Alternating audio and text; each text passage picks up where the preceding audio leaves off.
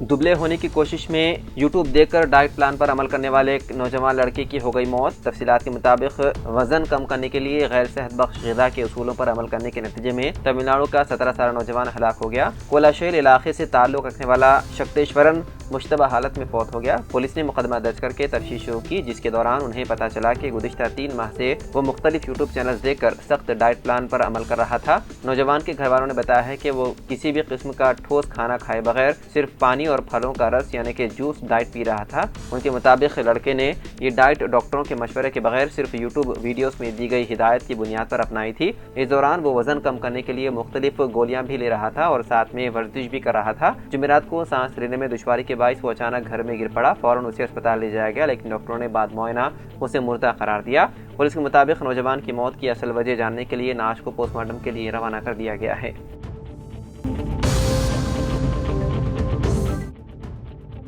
तेलंगाना हुकूमत ने मीरालम टैंक पर पुल की तामीर के लिए 430 करोड़ रुपए की मंजूरी दे दी है, जो नेशनल हाईवे रोड शास्त्रीपुरम से चिंतलमेट तक जोड़ता है। इस पुल की तामीर के बाद शास्त्रीपुरम तक चिंतलमेट रोड पर ट्रैफिक की भीड़ नुमाया तौर पर कम होगी। इस जारी करदा हुक्मनामे के मुताबिक पुल की तामीरी लागत Musi river front development corporation limited यानी कि MRDCL बर्दाश्त करेगी। हुकूमत ने MRDCL को engineering, procurement and construction mode के तहत प्रोजेक्ट के लिए टेंडरिंग शुरू करने की भी हिदायत दी है। हुकूमत ने कहा है कि जमीन हासिल करते हुए इस मंसूबे को शुरू किया जाए। MRDCL को खुले टेंडर के जरिए एक PMC यानी कि प्रोजेक्ट मैनेजमेंट कंसल्टेंट की खिदमत हासिल करने की भी हिदायत की गई है, जो प्रोजेक्ट की निगरानी और क्वालिटी कंट्रोल के लिए जिम्मेदार होगा। हैदराबाद में मीरालम टैंक पुल की डिजाइन का जायजा लिया जाएगा। EPC कॉन्ट्रैक्टर के जरिए पेश करदा डिजाइन और साख्ती ड्राइंग को PMC एजेंसी से मंजूर शुदा होना जरूरी है। फिर उनका जायजा IIT हैदराबाद, NIT वरंगल या JNTU हैदराबाद जैसे मारूफ इंस्टीट्यूट से लिया जाएगा। MRDCL के मैनेजिंग डायरेक्टर को हिदायत दी गई है कि वो इस प्रोजेक्ट के हवाले से मजीद जरूरी इक़दाम करें।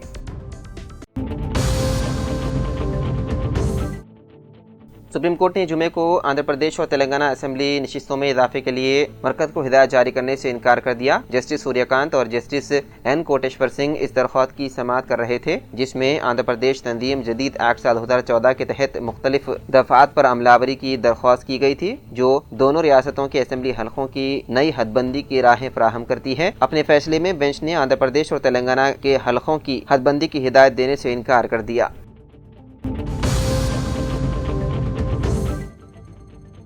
हैदराबाद के मदाफाती इलाके दोंडीगल में एक अजीब व गरीब वाक़या पेश आया। शंबीपुर में कार खौफनाक हादसे का शिकार होते हुए बाल बाल बच गई। तफसीलात के मुताबिक कार का ड्राइवर नींद की हालत में था, जिसके सबब गाड़ी बेकाबू होकर डिवाइडर से टकरा गई और हवा में उछलकर एक करीबी मकान की दीवार पर जा गिरी। मुकामी अफराद की इत्तला पर ट्रैफिक पुलिस मौके पर पहुंची और क्रेन की मदद से कार को नीचे उतारा। बताया गया है कि हादसे के वक्त कार में मौजूद 2 अफराद जख्मी हो गए। ये वाक़या आधी रात के करीब 1 बजे पेश आया। मुकामी अफराद के मुताबिक ड्राइवर नशे की हालत में था। पुलिस ने सिलसिले में मुकदमा दर्ज करते हुए मसरूफ़ तहक़ीक़ात है।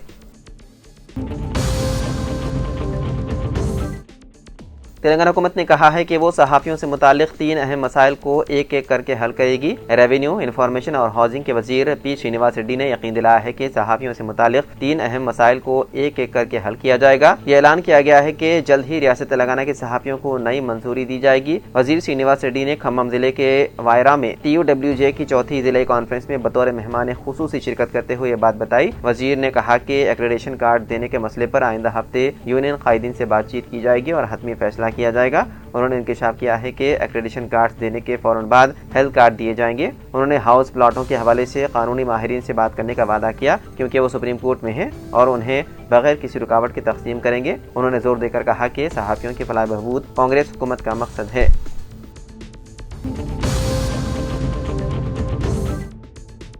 आज यानी कि 25 जुलाई को मुनक़िद होने वाली तेलंगाना काबीना की मीटिंग 28 जुलाई की दोपहर 2 बजे तक के लिए मुलतवी कर दी गई। ये इजलास इसलिए मुलतवी कर दिया गया क्योंकि तेलंगाना के 5 वज़रा इस वक्त नई दिल्ली में हैं। उन 5 वज़रा में 3 पूनम प्रभाकर, कोंडा सुरेखा और V श्रीहरि हैं। मुबैना तौर पर all India Congress committee OBC meeting में शिरकत के लिए दिल्ली में है। इस मीटिंग के सिलसिले में कांग्रेस हाईकमान की हिदायत पर वज़रा दिल्ली गए थे। दीगर 2 अहम वज़रा नायब वज़ीर आला मल्लू भट्टी विक्रमार्का और वज़ीर आबपाशी उत्तम कुमार रेड्डी भी कौमी दारुल हुकूमत दिल्ली में हैं, जिसकी वजह से काबीना मीटिंग अब 28 जुलाई दोपहर 2 बजे होगी।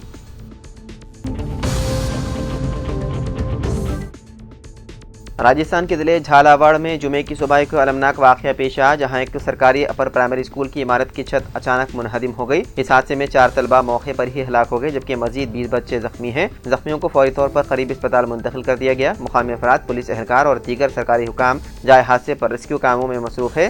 ملبے کے نیچے پھنسے دیگر طلبہ کو نکالنے کی کوششیں جاری ہیں۔ ابتدائی اطلاعات کے مطابق ملبے میں مزید بچوں کے پھنسے ہونے کا خدشہ ہے، جس سے ہلاکتوں کی تعداد میں اضافہ ہو سکتا ہے۔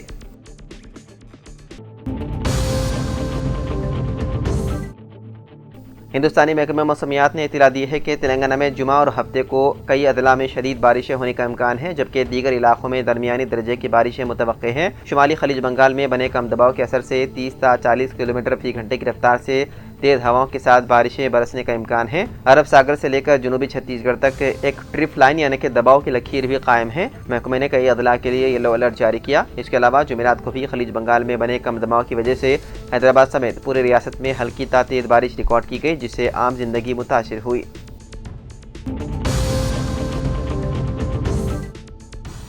تلنگانہ کے کریم نگر کے سرکاری اسپتال میں واقع ماتا شیشو اسپتال میں ایک سیکیورٹی گارڈ کی جانب سے چاقو دنی کا واقعہ پیش آیا، جس سے اسپتال میں سنسنی پھیل گئی۔ اطلاعات کے مطابق چوپادنڈی منڈل کے ملاپور گاؤں سے تعلق رکھنے والا مہیش کریم نگر کے سرکاری اسپتال میں سیکیورٹی گارڈ کی حیثیت سے کام کرتا تھا۔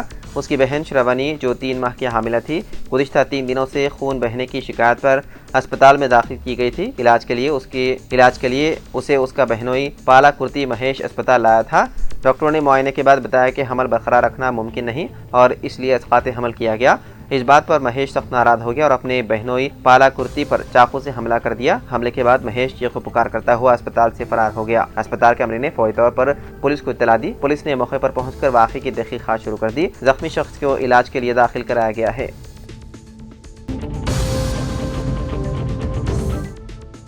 مرکزی وزیر بنڈی سنجے کے خلاف ناقابل ضمانت وارنٹ جاری کیا گیا۔ یہ وارنٹ حیدرآباد کی نامپلی کی عوامی نمائندوں کی عدالت نے جاری کیا۔ اطلاعات کے مطابق حیدرآباد ضمنی انتخابات کے دوران انتخابی ضابطۂ اخلاق کی خلاف ورزی کے مقدمے میں بنڈی سنجے کئی مرتبہ عدالت کی طرف سے بھیجے گئے سمن کے باوجود پیش نہیں ہوئے۔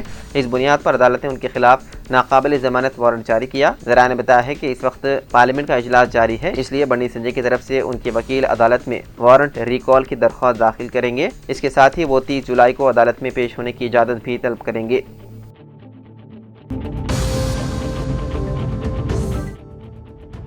جمعرات کے روز عبداللہ پور میٹ میں ایک شخص نے مشتبہ بے وفائی کی وجہ سے اپنی بیوی کو چاقو کے وار کر کے قتل کر دیا۔ خاتون کی شناخت 35 سالہ سمکا کے طور پر ہوئی ہے، جو سوریہ پیٹ ضلع کی رہنے والی تھی۔ یہ واقعہ اس وقت پیش آیا جب جوڑا ایک سالگرہ کی تقریب میں شریک تھا۔ سمکا اور اس کے شوہر شرینیواس کچھ عرصہ قبل الگ ہو گئے تھے۔ یہ خاتون عبداللہ پور میٹ میں کرائے کے فلیٹ میں رہتی تھی۔